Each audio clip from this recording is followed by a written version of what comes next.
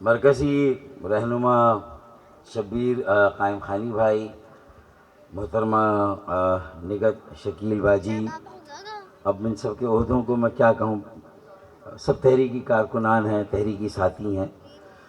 اور یہاں موجود ایم کیو ایم پاکستان خاص طور پہ ایڈ ہاک مرکزی میڈیکل ایڈ کمیٹی کے تمام ذمہ داران اور تمام کارکنان بشمول امتیاز بھائی جو کہ اس کے انچارج ہیں، اور پیرامیڈیکل اسٹاف جس میں میری نرسز بہنیں ہیں اور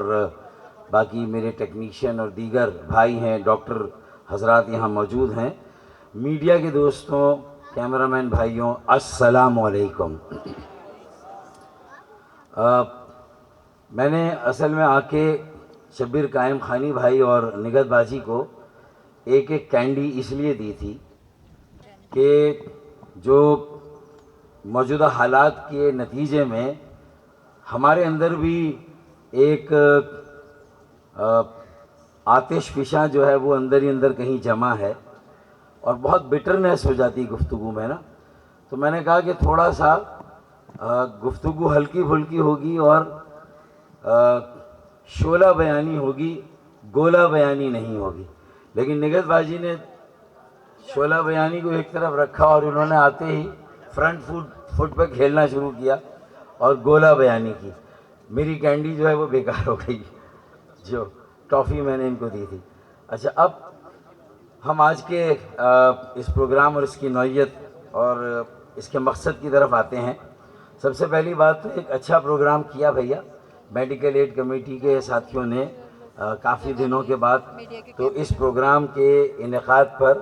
اس کے اہتمام پر امتیاز بھائی اور ان کی ساری ٹیم جو ڈاکٹرز ہیں، پیرامیڈیکل سٹاف ہیں اور جو ایم کیو ایم کے ساتھی اور کارکنان ہیں، سب کو دل کی گہرائی سے بہت بہت مبارکباد۔ اور جو میڈیا یہاں پر اتنی بڑی تعداد میں موجود ہے، ان کا اور میڈیا ہاؤسز کا جہاں سے آئے ہیں، ان سب کا بھی، میرے صحافی بھائیوں کا بھی بے انتہا شکریہ، کیمرامین دوستوں کا بھی بہت بہت شکریہ۔ اچھا جی، اب بہت ساری باتیں کی جا سکتی، لیکن ظاہر ہے کہ سمندر کو کوزے میں بند کرنا ہے، تو میں کچھ جو بلٹ پوائنٹس ہیں اس پر بات کروں گا۔ اور یہ پروگرام اگست کے مہینے میں ہو رہا ہے، جو کہ ہماری آزادی کا مہینہ ہے۔ ہم نے ابھی 77واں یوم آزادی منایا، 77ویں پاکستان کے قیام کی سالگرہ منائی، اور ظاہر ہے کہ جب آپ اپنے آزادی کا مہینہ یا آزادی کے ایام اور یوم آزادی مناتے ہیں تو بہت ساری چیزوں پر آپ کی نظر ہوتی ہے کہ یہ پاکستان جس مقصد کے لیے قائم ہوا تھا، ہمارے آباء و اجداد نے اتنی قربانیاں دی تھیں، تو کیا ان قربانیوں کے نتیجے میں وہ مقاصد حاصل ہوئے جس کے لیے ملک بنا تھا؟ تو ظاہر ہے کہ پھر ہم یہ سوچنے پر مجبور ہو جاتے ہیں کہ قیام پاکستان کے وہ مقاصد حاصل نہیں ہوئے جس کے لیے قائم ہوا تھا۔ پھر اگر میڈیکل ایڈ کمیٹی کا اجلاس ہو اور ایم کیو ایم پاکستان اپنی سیاسی جدوجہد، اپنی معاشرتی جدوجہد، اپنی معاشی جدوجہد میں ایک نئے باب کا آغاز کرے اور ایگریسولی، بہت جارحانہ انداز میں شجرکاری مہم کا آغاز کرے، جو کہ میں سمجھتا ہوں کہ جو زمین، جو واحد کرۂ ارض ہے، جو واحد سیارہ ہے کہ جہاں زندگی بستی ہے، جہاں انسان بھی ہیں، نباتات بھی ہیں، جہاں جانور بھی ہیں، اور ہر طرح کے جو ہے وہ زندگی یہاں بستی ہے، اور یہاں توانائی اور اس زمین کے قدرتی وسائل اتنی بے دردی کے ساتھ استعمال کیے گئے ہیں کہ آنے والے 10 سالوں میں یہ کلائمیٹ چینج یا موسم کی تبدیلی اتنا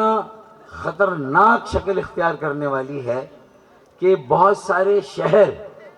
آئندہ 10 یا 20 سالوں میں صفائے ہستی سے ختم ہو جائیں گے۔ بہت سے ممالک بدترین قحط سالی کے، بدترین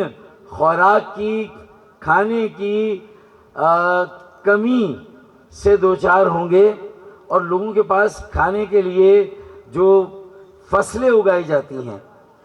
گندم ہو، چاول ہو، دالیں ہوں، ان تمام اشیاء کی شدید شارٹیج ہوگی، اور ظاہر ہے کہ پھر جو لائیو اسٹاک ہے اس کی بھی بے انتہا کمی ہوگی۔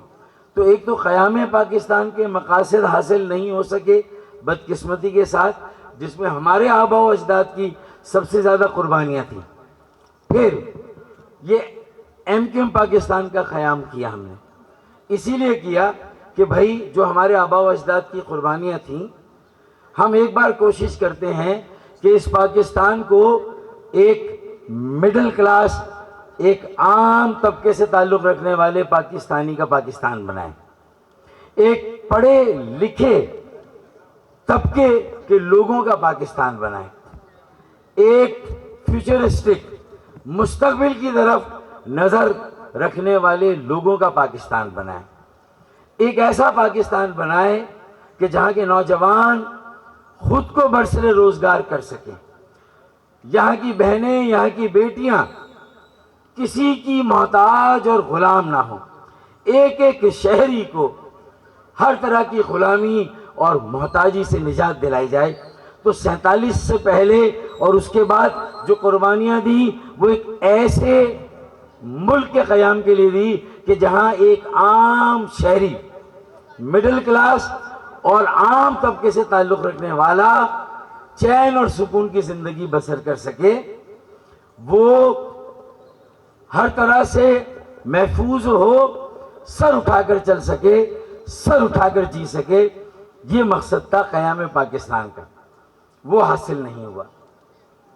تو ایم کیو ایم بنائی کہ بھئی پاکستان بنانے والوں کی جو موجودہ نسل تھی، اس کا احسان تو اب مانے نہ مانے، قیام پاکستان میں جو قربانیاں تھیں، جو جد و جہد تھی، نہ مانے، لیکن جو شہر قیام پاکستان کے بعد، جو شہر اگر چلے تو پاکستان چلے، وہ کہتے ہیں نا کہ کراچی چلتا ہے تو پاکستان چلتا ہے۔ کراچی جو پاکستان کو 4000 ارب روپے کا ٹیکس دیتا ہے، جو کہ 50% سے بھی زیادہ ہے، ملک کے قومی خزانے میں، ملک کے ریونیو میں 60% کراچی کا حصہ ہے۔ اب پورے ملک میں 2 طرح کے آئین، 2 طرح کے قانون اور 2 طرح کے نظام چل رہے ہوں، کہ اگر کوٹا سسٹم ہو تو وہ صرف کراچی، حیدرآباد، سکھر کو دیوار سے لگانے کے لیے ہو، یہاں کی صنعتوں کا بیڑا غرق کرنے کے لیے ہو، یہاں کے روزگار اور تعلیم کے دروازے یہاں کے بیٹے اور بیٹیوں پر ہمیشہ کے لیے بند کرنے کے لیے ہو۔ اس میں ہر مذہب کی بیٹی اور بیٹا، ہر زبان بولنے والی بیٹی اور بیٹا، ہر